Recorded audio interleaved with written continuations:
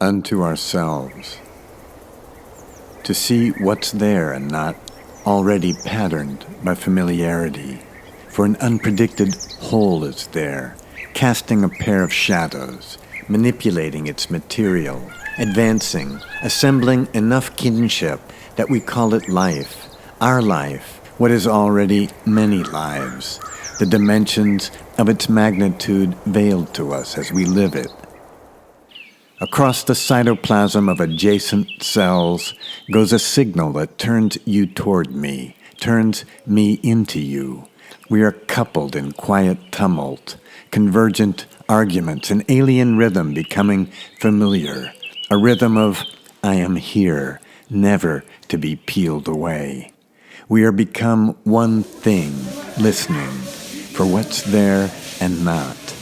Through the storm, neem trees on the hill stamp wildly in their roots. We have passed through the spring, but what thing has passed through us? Now your laughter transparentizes me, and whose sense of the self doesn't swerve? Your unconditional foreignness grows conditional, stops being foreign at all. With your nearness, my lens on the world shifts.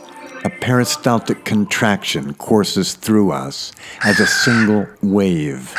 No longer can we keep our distance, our lips brush, or the tips of ourselves.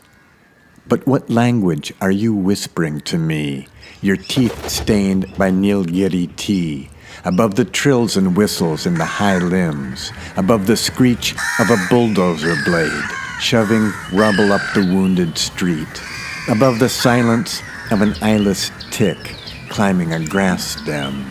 I understand nothing but the lust your voice incites, the declamatory tenderness.